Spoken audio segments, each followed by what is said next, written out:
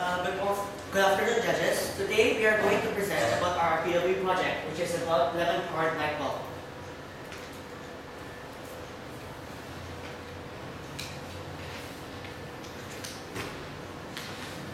An electrical battery is not the only power source that can be used to generate electricity.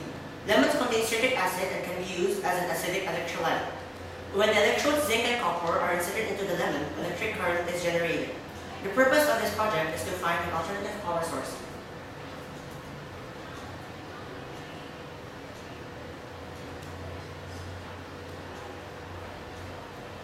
In this experiment, we have two hypotheses. The first one is the power sources would power the light bulb. The second one is the lemons would power the light bulb most efficiently compared to the other experimental power sources.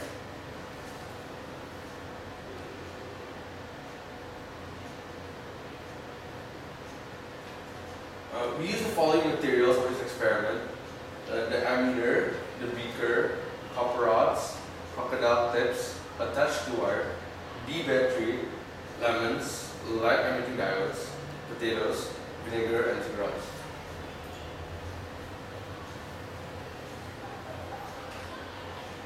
We have grouped the variables of this experiment into three categories: independent, dependent, and controlled.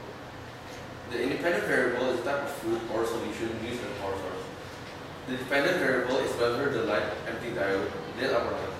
The controlled variable are number of light emitting diodes, amount of fluids or solution used, type of metal rods, type of emitting diodes, depth of metal rods inserted into the fluid or solution, and the arrangement of the components in the circuit.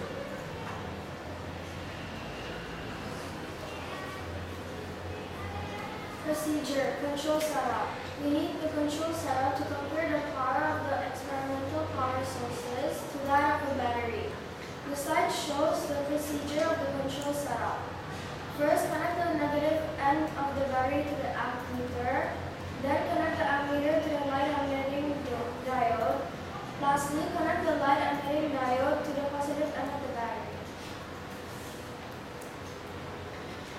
Experimental setup A. This is the procedure for experimental setup A, which uses lemons as a power source. First, attach the copper and zinc rods 2 centimeters into the lemons, making sure that they do not touch. Next, connect the copper rod of one lemon to a zinc rod of another lemon, leaving one copper and zinc rod unconnected. Then connect the last zinc rod to the ammeter. After that, connect the ammeter to the light emitting diode. Lastly, connect the light emitting diode to the last copper rod. Experimental setup B. The procedure for experimental setup B is similar to the procedure for experimental setup A, except that the power sources in this setup are potatoes instead of lemons in the previous setup. Experimental setup C. The procedure for experimental setup C is similar to the procedure for experimental setups A and B, except that the power source in this setup is vinegar.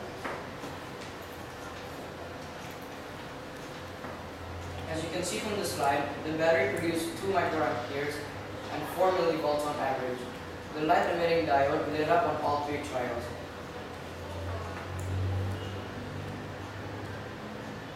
On average, the lemons produced 1.67 microamperes and 3.67 millivolts. The light emitting diode lit up on all 3 trials. On average, the potatoes produced 1 microampere and 3.33 millivolts. The light emitting diode lit up only 2 times out of 3 trials. On average, the vinegar produced 0 microamperes and 0 millivolts. The light emitting diode did not light up at all.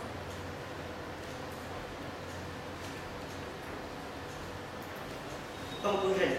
From the results obtained, we can conclude that the lemons produce the highest amount of electricity, followed by potatoes, then vinegar. Only the lemons were able to light up the light emitting diode consistently.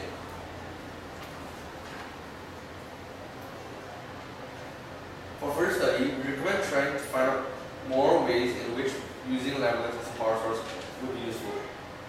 also recommend finding out how to use lemons most efficiently such that it can give off the most amount of power with the least amount of lemons. Several lemons can be wired together to form a battery that will power an alarm clock, a digital clock, a light printing diode, or a radio.